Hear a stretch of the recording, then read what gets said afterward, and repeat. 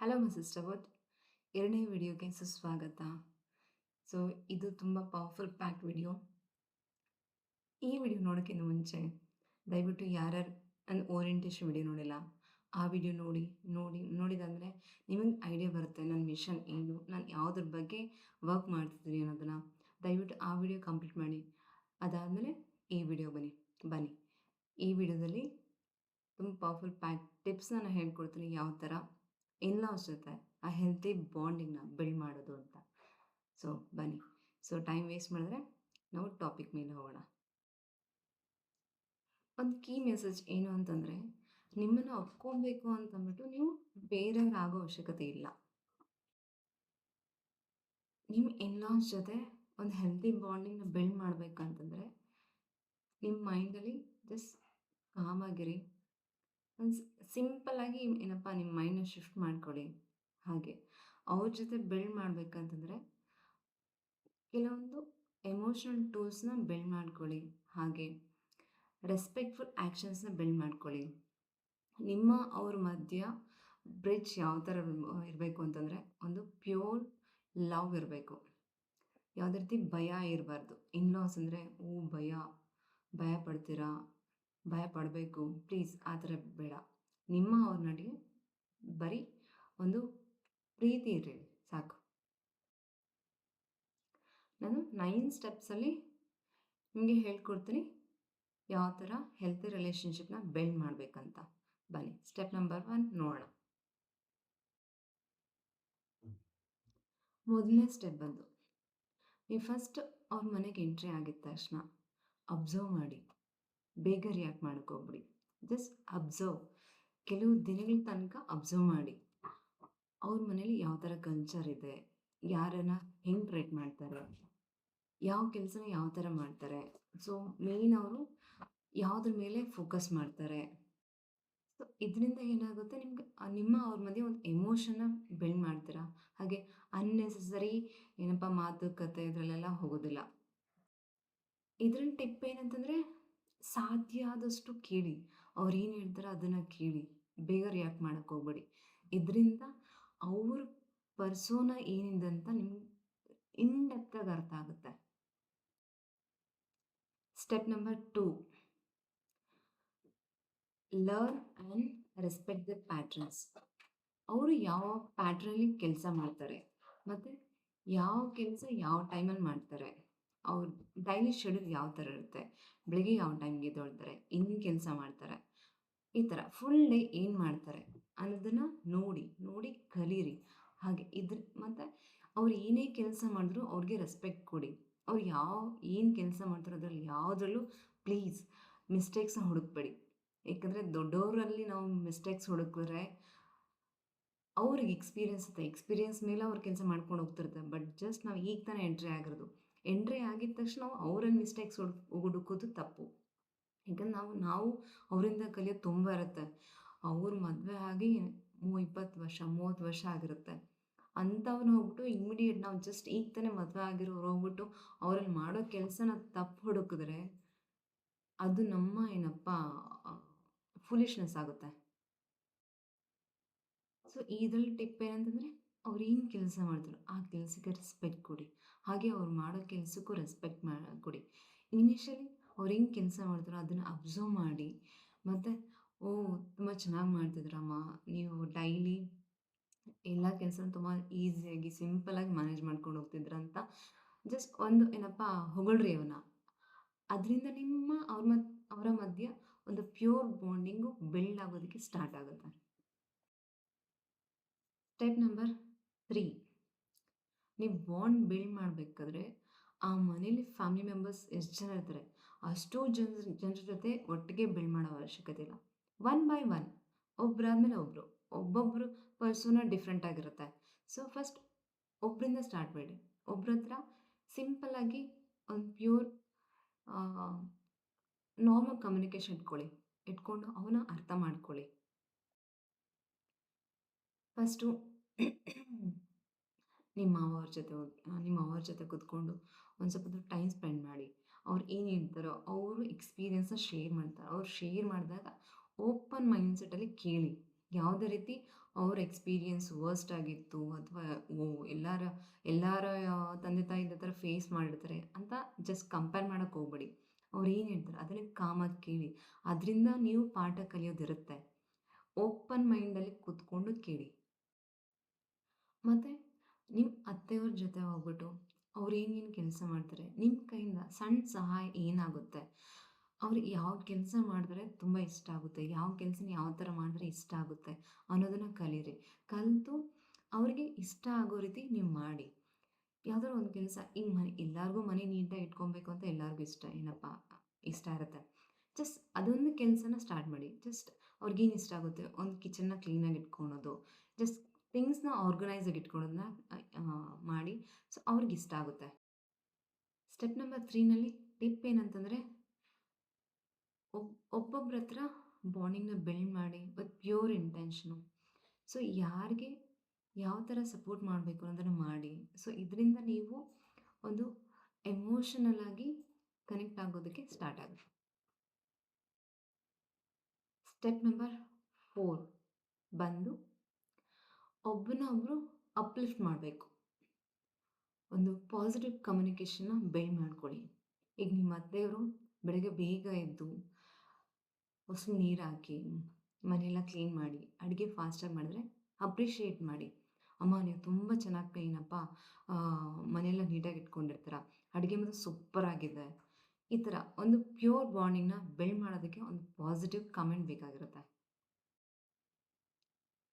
ಯಾವಾಗ ನೀವು ಅವ್ರು ಮಾಡೋ ಕೆಲಸ ಚೆನ್ನಾಗಿದ್ದಾಗ ಅಪ್ರಿಷಿಯೇಷನ್ ಮಾಡಿದ್ರೆ ಅವರ ನಿಮ್ಮ ಮಧ್ಯ ಬಾಂಡಿಂಗ್ ಅನ್ನೋದು ಫಾಸ್ಟಾಗಿ ಸ್ಟಾರ್ಟ್ ಆಗುತ್ತೆ.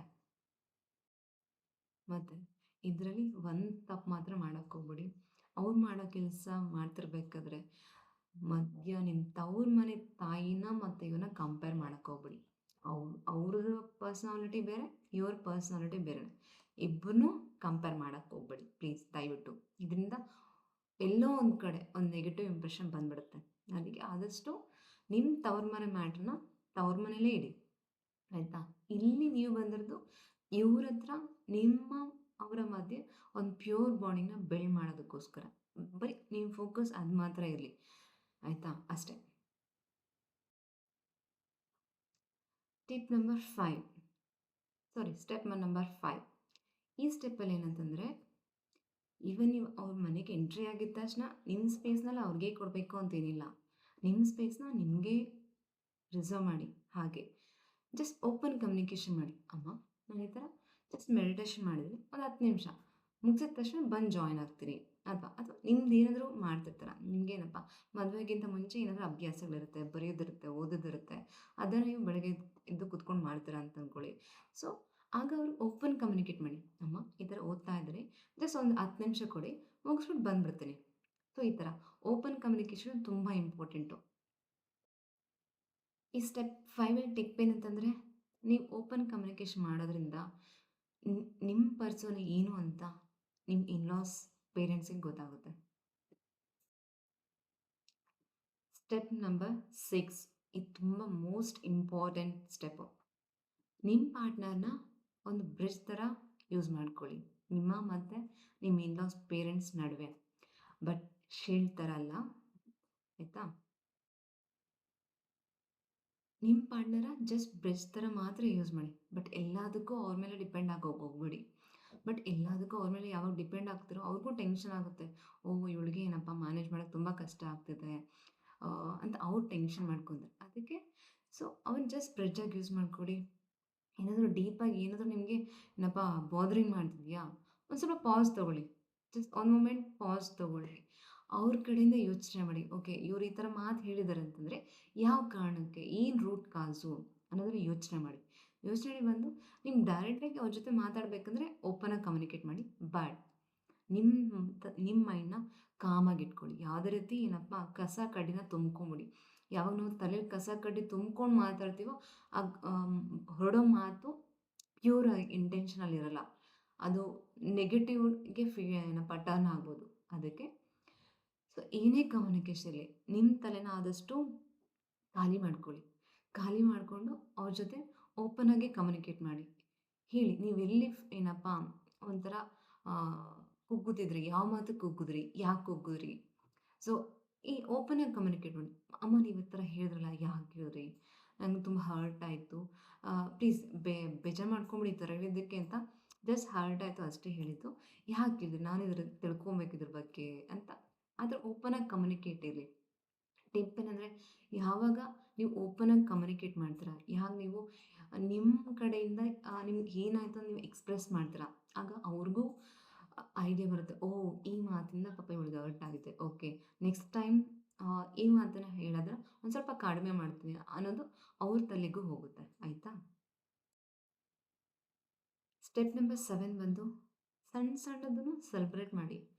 ಸಪೋಸ್ ನಿಮ್ಮ ಮನೇಲಿ ಯಾರ್ದಾದ್ರು ಬರ್ಡೇ ಇದ್ದರೆ ಆ ಬರ್ಡೇನ ನೆನ್ಪಿಟ್ಕೊಳ್ಳಿ.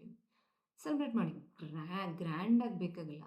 ಜಸ್ಟ್ ಸಿಂಪಲ್ಲಾಗಿ ಏನಾದರೂ ಅವ್ರಿಗೆ ಇಷ್ಟ ಆಗೋಂಥ ಡಿಶ್ ಮಾಡೋದು, ಅಥವಾ ಅವ್ರ ಜೊತೆ ಒಂದು ಸ್ವಲ್ಪ ಹೊತ್ತು ಕಾಫಿ ಟೈಮ್, ಟೀ ಟೈಮ್ ಅಂತ ಕೂತ್ಕೊಂಡು ಒಂದು ಸ್ವಲ್ಪ ರ್ಯಾಂಡಮ್ ಮಾತುಗಳಾಡ್ಕೊಂಡು ಕೂತ್ಕೊಂಡು ಟೈಮ್ ಸ್ಪೆಂಡ್ ಮಾಡಿ. ಸೊ ಅವ್ರಿಗೂ ಒಂದು ಸ್ವಲ್ಪ ಟೈಮ್ ಕೊಡಿ. ನಿಮ್ಮ ಟೈಮ್, ನಿಮ್ಮ ಇರೋ ಟೈಮೆಲ್ಲ ಅವ್ರಿಗೆ ಕೊಡಬೇಕು ಅಂತ ನಾನು ಹೇಳೋಕೆ ಹೋಗಲ್ಲ. ಬಟ್ ಸೊ ನಿಮ್ಮ ಟೈಮಲ್ಲೂ ಒಂದು ಸ್ವಲ್ಪ ಟೈಮ್ ಅವ್ರ ಹತ್ರ ಸ್ಪೆಂಡ್ ಮಾಡಿ. ಸೊ ಅವ್ರಿಗೂ ಒಂಥರ ಓಕೆ, ನನ್ನ ಜೊತೆಗೆ ಏನಪ್ಪ ಒಬ್ಬರು ಕೂತ್ಕೊಂಡು ಮಾತಾಡೋರು, ಖುಷಿಯಾಗಿ ಮಾತಾಡೋರು, ಕಾಮಿಡಿ ಮಾಡೋರು ಸಿಕ್ಕಿದ್ದಾರೆ ಅಂತ ಅವರು ಫುಲ್ ಖುಷಿ ಆಗ್ತಾರೆ. Step number 8. ಇದು ಮಾತ್ರ ಎಲ್ಲರೂ ತುಂಬ ಕಾಂಪ್ಲಿಕೇಟ್ ಮಾಡ್ಕೊಂಡಿರ್ತಾರ. ಆಯಿತಾ? ಈವನ್ ನಾನು ಕೆಲವು ಎಕ್ಸಾಂಪಲ್ಸ್ ನೋಡ್ಬಿಟ್ಟಿದ್ದೀನಿ. ಸ್ಟೆಪ್ ನಂಬರ್ 8 ಏನಂತಂದರೆ, the most important, don't compare your mother. ಆಯಿತಾ? ನಿಮ್ಮ ತಾಯಿನ ಮತ್ತು ನಿಮ್ಮ ಇನ್‌ಲಾಸ್ ಪೇರೆಂಟ್ಸ್‌ನ ಪ್ಲೀಸ್, ನಿಮ್ಮ ತಾಯಿ ಮತ್ತು ನಿಮ್ಮ ಅತ್ತೆ ಇಬ್ಬರನ್ನೂ ಕಂಪೇರ್ ಮಾಡೋಕ್ಕೆ ಹೋಗ್ಬಿಡಿ. ನಿಮ್ಮ ತಾಯಿ ಸ್ಟ್ರಗಲೇ ಬೇರೆ ಇರುತ್ತೆ. ಹಾಗೆ ನಿಮ್ಮ ಅತ್ತೆ ಸ್ಟ್ರಗಲೇ ಬೇರೆ ಇರುತ್ತೆ. ಸೊ ಅವ್ರ ಸ್ಟ್ರಗಲು, ನಿಮ್ಮ ತಾಯಿ ಸ್ಟ್ರಗಲ್ ನೀವು ಡೇ ಒನ್ನಿಂದ ನೋಡಿರ್ತೀರ. ಸೊ ಅವ್ರು ಏನು ಅಂತ ಇನ್ ಡೆಪ್ತಾಗಿ ನಿಮ್ಗೆ ಅರ್ಥ ಆಗಿರುತ್ತೆ. ಆದರೆ ನಿಮ್ಮ ಅತ್ತೆ ಪಟ್ಟಿರೋ ಸ್ಟ್ರಗಲು, ನೀವು ಅವ್ರ ಸ್ಟ್ರಗಲ್ ಪಟ್ಟು ಅವರೊಂದು ಫೌಂಡೇಶನ್ನ ಕ್ರಿಯೇಟ್ ಮಾಡಿ. ಸೊ ಆ ಫೌಂಡೇಶನ್ ಕ್ರಿಯೇಟ್ ಆದಮೇಲೆ ಏನಪ್ಪ ಅವ್ರ ಬಿಲ್ಡಿಂಗ್ ಕಟ್ಟಿದ ಮೇಲೆ ನೀವು ಬಂದಿರ್ತೀರ. ಸೊ ಅವ್ರ ಫೌಂಡೇಶನ್, ಅವ್ರ ಸ್ಟ್ರಗಲ್ಸು ನೀವು ನೋಡಿರಲ್ಲ. ಸೊ ಬಿಲ್ಡಿಂಗ್ ಕಟ್ಟಿದ್ಮೇಲೆ ಬಂದಮೇಲೆ ಪ್ಲೀಸ್ ಅವ್ರನ್ನ ಇವ್ರನ್ನ ಕಂಪೇರ್ ಮಾಡಿ. ಅದೊಂದು ತುಂಬ ದೊಡ್ಡ ತಪ್ಪು ಮಾಡ್ತಾರೆ ಎಲ್ಲ ಹೆಣ್ಮಕ್ಳು ಅಷ್ಟೇ. ಸೊ ಎಂಟ್ರಿ ಆಗಿದ ತಕ್ಷಣ ಏನಪ್ಪ ಅತ್ತೆ ಮಾವ ಅರ್ಥ ಆಗಬೇಕು ಅಂತಂದರೆ ಅದು ನಾವು ಮಾಡೋ ದೊಡ್ಡ ತಪ್ಪು. ಎಲ್ಲ ರಿಲೇಷನ್‌ಶಿಪ್‌ಗೂ ಅದರದ್ದೇ ಆದಂಥ ಒಂದು ಸ್ಪೇಸ್ ಕೊಡಲೇಬೇಕು, ಒಂದು ಟೈಮ್ ಕೊಡಲೇಬೇಕು. ಆಗಲೇ ನಮಗೆ ಅದ್ರ ವ್ಯಾಲ್ಯೂ ಸಿಗುತ್ತೆ, ಅದರದ್ದು ರಿಸಲ್ಟ್ ಸಿಗುತ್ತೆ. ಇಮ್ಮಿಡಿಯೇಟಾಗಿ ಯಾವುದೂ ರಿಸಲ್ಟ್ ಸಿಗಲ್ಲ. ಫಸ್ಟ್ ಆ್ಯಕ್ಷನ್ ತೊಗೊಬೇಕು. ಇದು ಫಾರ್ ಮೋಸ್ಟ್ ಟಿಪ್. ಪ್ಲೀಸ್ ನಾನು ಎಲ್ಲರಿಗೂ ಏನಪ್ಪ ಕೈ ಮುಗಿದು ಬೇಕಾದ್ರೆ ಹೇಳ್ಕೊತೀನಿ. ನಿಮ್ಮ ಮತ್ತು ನಿಮ್ಮ ತಾಯಿಯವರು, ನಿಮ್ಮ ಅತ್ತೆ ಮತ್ತು ನಿಮ್ಮ ತಾಯಿಯವ್ರನ್ನ ಕಂಪೇರ್ ಮಾಡೋಕ್ಕೆ ಹೋಗ್ಬೇಡಿ. ಇಬ್ಬರು ಅವ್ರವ್ರ ಲೈಫಲ್ಲಿ ಸಕ್ಸಸ್ಫುಲ್ ವುಮೆನ್ಸು. ಆಯಿತಾ? ಇಷ್ಟು ವರ್ಷ ಮದುವೆ ಆಗಿ 25 ಇಯರ್ಸ್ ಆಗುತ್ತೆ, ಅಥವಾ ಅವ್ರಿಗೇನಪ್ಪ 30 ಇಯರ್ಸ್ ಆಗಿರುತ್ತೆ. ಇಷ್ಟು ವರ್ಷ ಅವ್ರ ಲೈಫಲ್ಲಿ ಏನೇನು ಜಗಳ ಮಾಡಿಕೊಂಡು, ಏನೇನು ಸ್ಟ್ರಗಲ್ಸ್ನ ಫೇಸ್ ಮಾಡಿಕೊಂಡು, ಯಾವ ಥರ ಏನಪ್ಪ ಕಷ್ಟಗಳನ್ನ ಫೇಸ್ ಮಾಡಿಕೊಂಡು ಮಕ್ಕಳನ್ನ ಓದಿಸ್ಬೇಕು ಅಂದರೆ, ಮಕ್ಕಳನ್ನ ಬೆಳೆಸ್ಬೇಕು ಅಂದರೆ, ಅವ್ರ ಕಾಲ ಮೇಲೆ ಅವ್ರು ನಿಲ್ಲಿಸ್ಬೇಕು ಅಂತಂದರೆ ತುಂಬ ಸ್ಟ್ರಗಲ್ಸ್ ಮಾಡಿರ್ತಾರೆ. ಆ ಸ್ಟ್ರಗಲ್ಸ್ನ ನಾವು ಅರ್ಥ ಮಾಡ್ಕೊಬೇಕು. ಅರ್ಥ ಮಾಡ್ಕೊಂಡ್ರೆ ಇಮ್ಮಿಡಿಯೇಟ್ ಬಂದಿದ ತಕ್ಷಣ ಅವ್ರಿಗೆ ಕಂಪೇರ್ ಮಾಡೋದು. ಓ, ನಮ್ಮನೆ ನಾನು ಹೀಗಿದ್ದೆ, ನಮ್ಮ ತಾಯಿಯವ್ರು ನನ್ನ ಹೆಂಗೆ ನೋಡ್ಕೊತಿದ್ರು. ಪ್ಲೀಸ್ ಈ ಥರ ಸಿಲಿದೆಲ್ಲ ಏನಪ್ಪ ಮಾಡೋಕ್ಕೆ ಹೋಗ್ಬಿಡಿ. ಪ್ಲೀಸ್ ಮೆಚ್ಯೂರ್ ಆಗಿರಿ. ನಿಮ್ಮ ತಾಯಿನೇ ಬೇರೆ, ನಿಮ್ಮ ಅತ್ತೆನೇ ಬೇರೆ. ಇಬ್ಬರು ಏನಪ್ಪ ಪ್ಯೂರ್ ಹಾರ್ಟ್ಸೇ. ತಾಯಿನೇ. ಸೊ ತಾಯಿನ ತಾಯಿ ಥರ ನೋಡಿ. ಆಯಿತಾ? ಸೊ ನಿಮ್ಮ ಹತ್ತಿರ ನಿಮ್ಮ 2ನೇ ತಾಯಿಯವರು. ನಿಮ್ಮ ಡೇ ಒನ್ನಿಂದ ನಿಮ್ಮ ತಾಯಿನ ನೀವು ಅರ್ಥ ಮಾಡ್ಕೊಳೋದಕ್ಕೆ ನಿಮ್ಗೊಂದು ವಯಸ್ಸು ಆಗಿರೋ ಟೈಮಲ್ಲಿ ನೀವು ಅರ್ಥ ಮಾಡ್ಕೊಂಡಿದ್ದೀರ. ನೀವು ಹುಟ್ಟಿದ ತಕ್ಷಣ ನಿಮ್ಮ ತಾಯಿನ ಅರ್ಥ ಮಾಡ್ಕೊಳಕ್ಕಾಗಲ್ಲ. ನೀವು ಹುಟ್ಟಿದ ಮೇಲೆ ಒಂದು ಸ್ವಲ್ಪ ಇಯರ್ಸ್ ಆದಮೇಲೆ, ನಿಮಗೆ ಒಂದು ಸ್ವಲ್ಪ ಅರಿವು ಬಂದಮೇಲೆ ನಿಮ್ಮ ತಂದೆ ತಾಯಿ ಅವ್ರ ಪರ್ಸನ ಹೇಗೆ, ಅವ್ರ ಲೈಫ್ ಸ್ಟೈಲ್ ಹೇಗೆ ಅನ್ನೋದು ಅರ್ಥ ಆಗಿರುತ್ತೆ. ಬಟ್ ಇಲ್ಲಿ ನೀವು ಮೆಚ್ಯೂರ್ ಆದಮೇಲೆ ಈ ಮನೆಗೆ ಎಂಟ್ರಿ ಆದಾಗ, ಸೊ ಆ ಮೆಚ್ಯೂರಿಟಿ ಅನ್ನೋದು ಎಲ್ಲಾದರೂ ತೋರಿಸ್ಬೇಕು.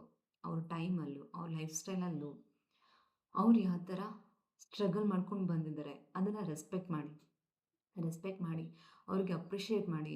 ನೀವು ತುಂಬ ಏನಪ್ಪ ಅಮೇಝಿಂಗ್ ಕೆಲಸ ಮಾಡಿದ್ದೀರಾ, ನಿಮ್ಮ ಲೈಫಲ್ಲಿ ಎಷ್ಟೇ ಕಷ್ಟಗಳಿದ್ರು ಫೇಸ್ ಮಾಡ್ಕೊಂಡು ಬಂದಿದ್ದೀರಾ, ನಾನು ನಿಮ್ಮ ಥರ ಕಲಿತೀನಿ, ನಾನು ನಿಮ್ಮ ಕಡೆಯಿಂದ ಪೇಷನ್ಸ್ನ, ಕಾಮ್ನ, ಮತ್ತು ನಿಮ್ಮಲ್ಲಿ ಯಾವ ಥರ ಏನಪ್ಪ ಈ ಮನೇನ ಇಷ್ಟು ಚೆನ್ನಾಗಿ ನಡ್ಸ್ಕೊಂಬಂದಿದ್ದೀರಾ, ಆ ಹ್ಯಾಬಿಟ್ಸನ್ನ ನಾನು ಕಲಿತೀನಿ ಅನ್ನೋ ಒಂದು ಗುಡ್ ಇಂಟೆನ್ಷನಿಂದ ಮಾತಾಡಿ. ಅವ್ರಿಗೂ ಖುಷಿಯಾಗುತ್ತೆ. ಅವ್ರ ಸ್ಟ್ರಗಲ್ಸ್‌ನ ನೀವು ಏನಪ್ಪ ಅಪ್ರಿಷಿಯೇಟ್ ಮಾಡಿದಾಗ ಅವ್ರ ಒಂಥರ ಮನಸ್ಸಿಗೆ ಏನಪ್ಪ ನೆಮ್ಮದಿ ಆಗುತ್ತೆ. 9th ಸ್ಟೆಪ್ ಬಂದು ಇದು ತುಂಬ ಇಂಪಾರ್ಟೆಂಟ್. ಎಲ್ಲ ಹೆಣ್ಮಕ್ಳು ಮದುವೆ ಆಗಿರೋ ಹೆಣ್ಮಕ್ಳು ಎಲ್ಲರೂ ಮಾಡಬೇಕಾದಂಥ ಕೆಲಸ. ಜರ್ನಲಿಂಗ್ ಆ್ಯಂಡ್ ರಿಫ್ಲೆಕ್ಟ್ ಅಂತಂದರೆ, ನೀವು ಆ ದಿನ ಮಲಗೋಕ್ಕಿಂತ ಮುಂಚೆ ಒಂದು ನೋಟ್‌ಬುಕ್ಕಲ್ಲಿ ಬರೀರಿ. ಇವತ್ತು ನಾನು ನಮ್ಮ ಅತ್ತೆ ಮಾವನ ಜೊತೆ ಬಾಂಡಿಂಗ್ ಬಿಲ್ಡ್ ಮಾಡೋದಕ್ಕೆ ನಾನು ಏನು ಮಾಡಿದೆ? ಒಂದು ಪಾಸಿಟಿವ್ ಸೆಂಟೆನ್ಸ್‌ನ ಪ್ರೆಸೆಂಟ್ ಟೆನ್ಸಲ್ಲಿ ಬರೀರಿ. ಇವತ್ತು ನಾನು ನಮ್ಮ ಅತ್ತೆಗೆ ಇಷ್ಟ ಆಗಿರೋಂಥ ಕೆಲಸ ಮಾಡಿದೆ. ಸೊ ಇದರಿಂದ ಅವ್ರಿಗೆ ಖುಷಿ ಆಯಿತು. ಒಂಥರ ಯಾವುದೇ ಏನಪ್ಪ ಆ ಸೆಂಟೆನ್ಸ್‌ನ ಬರಿಬೇಕಾದ್ರೆ ಪ್ರೆಸೆಂಟ್ ಟೆನ್ಸಲ್ಲಿ ಡೈಲಿ ನೈಟ್ ಮಲಗೋಕ್ಕಿಂತ ಮುಂಚೆ ಬರೀರಿ. ಬರ್ದ್ ಈ ಥರ ಬರೀತಾ ಇದ್ದರೆ over the period of time ಏನಾಗುತ್ತಂದರೆ, ಒಂದೊಂದು ದಿನ ಒಂದೊಂದು ಗುಡ್ ಸೆಂಟೆನ್ಸ್‌ನ, ಪಾಸಿಟಿವ್ ಸೆಂಟೆನ್ಸ್‌ನ ಬರ್ಕೊಂಡು ಹೋಗ್ತಾ ಇದ್ದರೆ, ನಿಮಗೆ ಅದು ನಿಮ್ಮ ಸಬ್ಕಾನ್ಷಿಯಸ್ ಮೈಂಡಲ್ಲಿ ಕೂತ್ಕೊಂಡ್ಬಿಡುತ್ತೆ. ಕೂತ್ಕೊಂಡು ಸೊ ನಿಮ್ಮ ಅವ್ರ ಮಧ್ಯೆ ಒಂದು ಪ್ಯೂರ್ ಬಾಂಡಿಂಗ್, ಒಂದು ಹೆಲ್ತಿ ಬಾಂಡಿಂಗ್‌ನ ಬಿಲ್ಡ್ ಮಾಡೋಕ್ಕೆ ಹೆಲ್ಪ್‌ಫುಲ್ ಆಗುತ್ತೆ. ಸ್ಟ್ರಾಂಗಾಗಿ ಬಿಲ್ಡ್ ಆಗುತ್ತೆ. ಯಾಕಂದರೆ ಇದನ್ನ ನಾನು ಟ್ರೈ ಮಾಡಿದ್ದೀನಿ. ನಾನು ಟ್ರೈ ಮಾಡಿ ನಿಮಗೆ ಏನಪ್ಪ ಎಕ್ಸ್ಪೀರಿಯನ್ಸ ಹೇಳ್ತಿರೋದು. ಸೊ ಆಲ್ವೇಸ್ ಪಾಸಿಟಿವ್ ಆಗಿರಿ. ರಿಲೇಷನ್‌ಶಿಪ್ಪಲ್ಲಿ ಪಾಸಿಟಿವ್ ಆಗಿರಿ. ಎಲ್ಲ ಒಳ್ಳೆಯದಾಗುತ್ತೆ. ಆಯಿತಾ? ಇಲ್ಲಿ ತನಕ ಯಾರ ರಿಲೇಷನ್‌ಶಿಪ್ ಹೇಗಿರುತ್ತೋ ಜಸ್ಟ್ ಏನಪ್ಪ ಅದನ್ನೆಲ್ಲ ಮರ್ತ್ಬಿಡಿ. ಈಗಲಿಂದ ನೀವು ಯಾವ ಸ್ಟೆಪ್ ತೊಗೊಬೇಕು? ಈಗ ಹೇಳಿರೋ 9 ಸ್ಟೆಪ್ಪಲ್ಲಿ ನೀವೇನೇನು ಯಾವ ಸ್ಟೆಪ್‌ನ ಆ್ಯಕ್ಷನಲ್ಲಿ ತೊಗೊಂಡಿದ್ದೀರಾ? ಯಾವ ಸ್ಟೆಪ್‌ನ ಆ್ಯಕ್ಷನಲ್ಲಿ ತೊಗೊಂಡಿಲ್ಲ ಅನ್ನೋದನ್ನ ದಯವಿಟ್ಟು ತೊಗೊಳ್ಳಿ. ಹಾಗೆ ಕಮೆಂಟ್ ಸೆಕ್ಷನಲ್ಲಿ ಹಾಕಿ ನೀವು ನೆಕ್ಸ್ಟ್ ಯಾವ ಸ್ಟೆಪ್ ತೊಗೊಳ್ತೀರಾ ಅಂತ. ಸೊ ಅದನ್ನ ನೋಡ್ತೀನಿ. ಹಾಗೆ ನಿಮ್ದೇನಾದರೂ ಕ್ವೇರೀಸ್ ಇದ್ದರೆ ನಂದು ಕಮ್ಯುನಿಟಿ ಲಿಂಕ್‌ನ ಕೆಳಗಡೆ ಕೊಟ್ಟಿರ್ತೀನಿ. ಆ ಇಮೇಲ್‌ಗೆ ಮೇಲ್ ಮಾಡಿ. ನಾನು ನಿಮ್ಗೆ ಸಪೋರ್ಟ್ ಮಾಡ್ತೀನಿ. ನಾನು ಆಲ್ವೇಸ್ ಎಲ್ಲರಿಗೂ ಸಪೋರ್ಟ್ ಮಾಡೋಕ್ಕಿರ್ತೀನಿ. ಆಯಿತಾ? ಈಗ ನಾವು ಈ 9 ಸ್ಟೆಪ್ಸಲ್ಲಿ ಏನೇನು ಮಾಡಬೇಕು ಅಂತ ನೋಡಿದ್ವಿ. ಈಗ ಏನು ಮಾಡಬಾರ್ದು? ತುಂಬ ಇಂಪಾರ್ಟೆಂಟು. ಈ 5 ಸ್ಟೆಪ್ಸ್‌ನ ತುಂಬ ಇಂಪಾರ್ಟೆಂಟಾಗಿ ತುಂಬ ನಿಮ್ಮ ಕಾಮ್ ಆಗಿರೋ ಮೈಂಡಲ್ಲಿ ಕೇಳಿ. Don't gossip about in laws to others. ನಿಮ್ಮ ಅತ್ತೆ ಮಾವ ಟಾಪಿಕ್‌ನ ಬೇರೆಯವ್ರ ಜೊತೆ ಗಾಸಿಪ್ ಮಾಡಕ್ಕೆ ಹೋಗ್ಬೇಡಿ. ಯಾರೇ ಆಗಿರಲಿ. ಇವನ್ ನಿಮ್ಮ ಪಕ್ಕದ ನೇಬರ್ಸ್ ಆಗಿರಲಿ ಅಥವಾ ನಿಮ್ಮ ಟವರ್ ಮನೆ ಆಗಿರಲಿ, ಪ್ಲೀಸ್ ಗಾಸಿಪ್ ಮಾಡಕ್ಕೆ ಹೋಗ್ಬೇಡಿ. ಅದು ತಪ್ಪು. Mistake number 1. Mistake number 2, you don't expect instant closes. ನೀವು ಇನ್ಸ್ಟೆಂಟಾಗಿ ಕ್ಲೋಸ್ ಆಗಬೇಕು ಅನ್ನೋದಕ್ಕೆ ಹೋಗ್ಬೇಡಿ. ಅದಕ್ಕೊಂದು ಸ್ವಲ್ಪ ಟೈಮ್ ಬೇಕಾಗುತ್ತೆ. ಥರ್ಡ್ ಬಂದು ಅವ್ರ ಮನೆಗೆ ಹೋಗೋದಕ್ಕಿಂತ ಮುಂಚೆ ಎಲ್ಲ ನಾನು ಫಿಕ್ಸ್ ಮಾಡ್ತೀನಿ ಅಂತ ಅಂದ್ಕೊಂಡು ಹೋಗಬೇಡಿ. ಫಸ್ಟ್ ಅಡಾಪ್ಟ್ ಮಾಡ್ಕೊಳ್ಳಿ. ನೋಡಿ, ಕಲೀರಿ, ರೆಸ್ಪೆಕ್ಟ್ ಮಾಡಿ. ಆಯಿತಾ? ಫೋರ್ತ್ ಬಂದು ಕುಗ್ಗೋಕ್ಕೆ ಹೋಗ್ಬೇಡಿ. ನೀವು ಏನಾದರೂ ಒಂದು ಮಾತು ಹೇಳಿದ ತಕ್ಷಣ ಬೇಜಾರಾಗೋದು, ಕುಗ್ಗೋದು, ಪ್ಲೀಸ್ ಆ ಥರ ಮಾಡಕ್ಕೆ ಹೋಗ್ಬೇಡಿ. ಎಲ್ಲರ ಮನೇಲೂ ಇದ್ದೇ ಇರುತ್ತೆ. ನೀವೇನಾದರೂ ಕೆಲಸ ಮಾಡಿದ್ರೆ ಅದರ ಮಿಸ್ಟೇಕ್ಸ್ ಹುಡ್ಕೋದು ಇದ್ದೇ ಇರುತ್ತೆ. ಇದನ್ನು ನೀವು ಪ್ರೀವಿಯಸ್ ಎಕ್ಸ್ಪೀರಿಯನ್ಸ್ ಮಾಡಿರಲ್ಲ. ಬಟ್ ಇಲ್ಲಿಗೆ ಬಂದಮೇಲೆ ನೀವು ಅದನ್ನು ಎಕ್ಸ್ಪೀರಿಯನ್ಸ್ ಮಾಡ್ತೀರಾ. ಯಾಕಂತಂದರೆ ಅವ್ರು ಅಷ್ಟು ವರ್ಷದಿಂದ ಮಾಡ್ಕೊಂಬಂದಿರ್ತಾರೆ. ಅವರೊಂದು ಡಿಸಿಪ್ಲಿನ್ನ ಮೇಂಟೈನ್ ಮಾಡ್ಕೊಂಡು ಹೋಗಿರ್ತಾರೆ. ಆಯಿತಾ? ಅವರು ನೀವು ಬಂದಮೇಲೆ ಆ ಡಿಸಿಪ್ಲಿನ್ನ ಎಕ್ಸ್ಪೆಕ್ಟ್ ಮಾಡ್ತಾರೆ ಅಷ್ಟೇ. ನೀವು ಮಾಡೋ ಕೆಲಸ ತಪ್ಪು ಹುಡ್ಕಲ್ಲ. ಈವನ್ ಅದು ಸರಿನೇ. ನಾವು ಮಾಡೋ ಕೆಲಸ ಯಾವಾಗ ನಮಗೆ ತಪ್ಪು ಹುಡುಕ್ತಾರೋ ಆಗ ನಾವು ಕಲಿತೀವಿ. ನಾವು ಮಾಡೋ ಕೆಲಸ ಅವರು ಸರಿ ಅವ್ರ ಎಕ್ಸ್ಪೀರಿಯನ್ಸ್ ಪರ್ಸನ್ ಸರಿ ಅಂತ ಅನ್ಕೊತ ಹೋಗ್ತಿದ್ರೆ ನಾವು ಕಲಿಯೋದು ಯಾವಾಗ? ನಮ್ಮ ತಪ್ಪು ನಾವು ತಿಳ್ಕೊಳ್ಳೋದು ಯಾವಾಗ? ನಮ್ಮ ತಪ್ಪು ನಾವು ತಿಳ್ಕೊಬೇಕು ಅಂತಂದರೆ ಇನ್ನೊಬ್ರು ಹೇಳಿದ್ರೆ ತಾನೇ. ಹಾಗೆ ಎಲ್ಲದರಲ್ಲೂ ಅಷ್ಟೇ.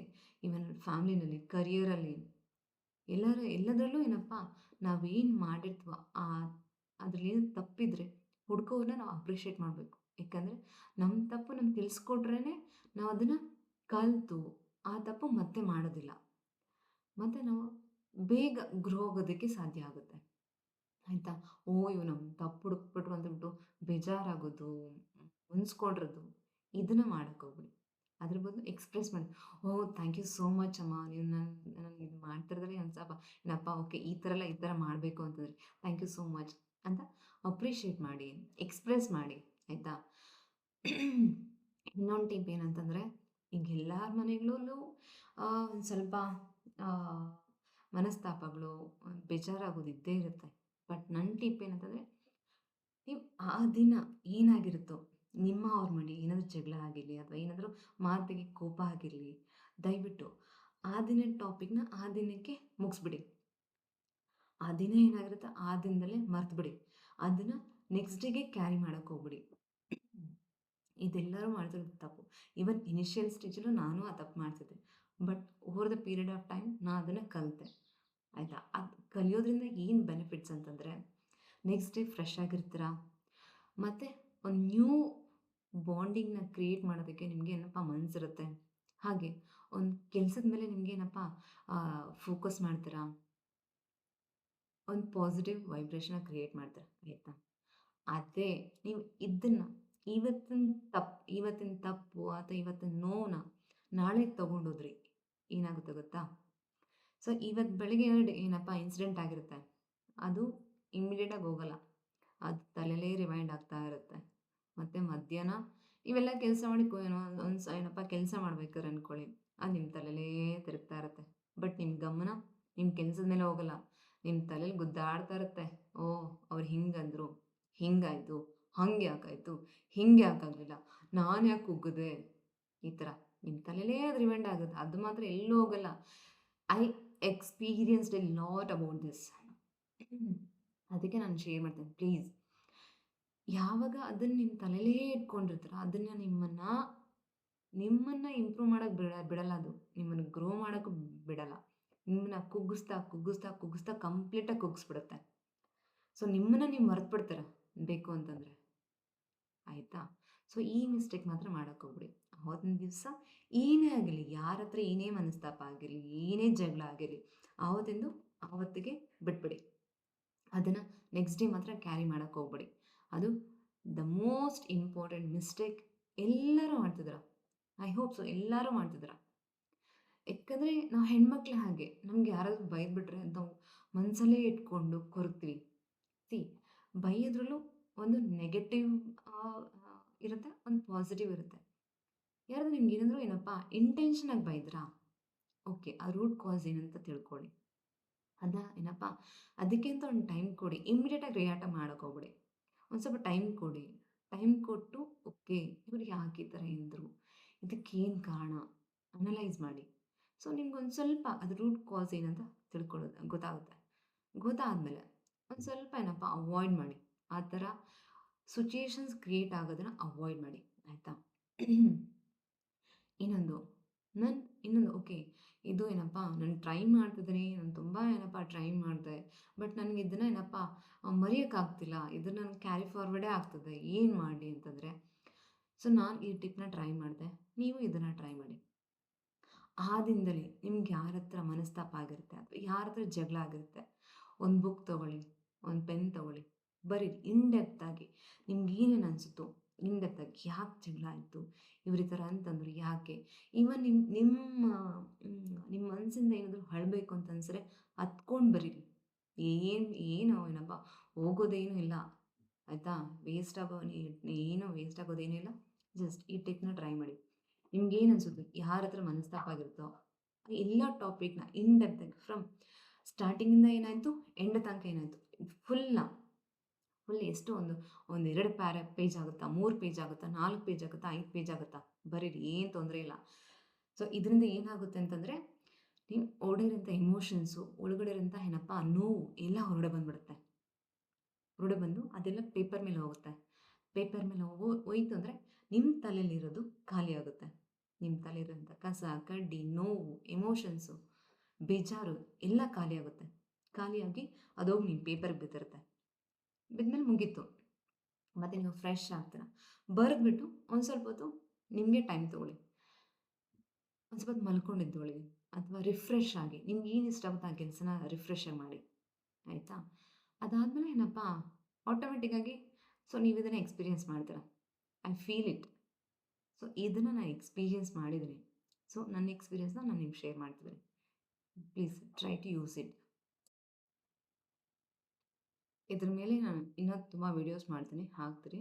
ಸೊ ಸದ್ಯಕ್ಕೆ ಏನಪ್ಪ, ನಿಮ್ಮ ಫೀಲಿಂಗ್ಸ್ನ ಎಕ್ಸ್ಪ್ರೆಸ್ ಮಾಡೋದು ಕಾಮಾಗಿ ಮಾಡಿ, ಆಯಿತಾ?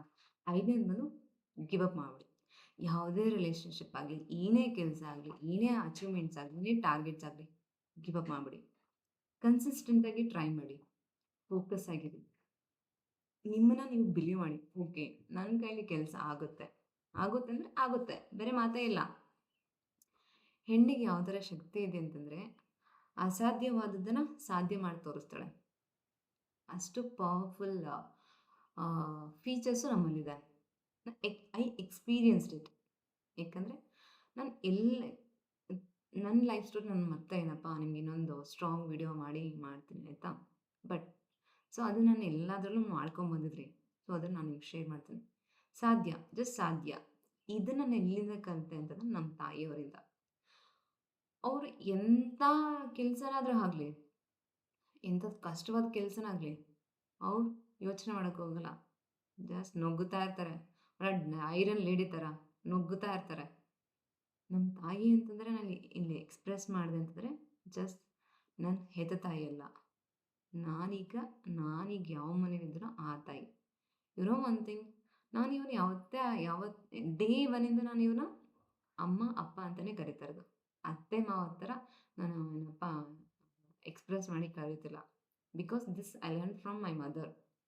ನಾನು ಹೆತ್ತ ತಾಯಿ ಹೇಳ್ಕೊಟ್ಟಿರೋದು, ನೋಡು ಈಗ ಆ ಮನೆಗೆ ಹೋಗ್ತಿದ್ದೀಯ ಅಂತಂದರೆ ನಾವು ಹೇಗೋ ಅವರು ಹಾಗೆ. ಡೋಂಟ್ ಕಾಲ್ ದೆಮ್ ಲೈಕ್ ಅತ್ತೆ ಮಾವ.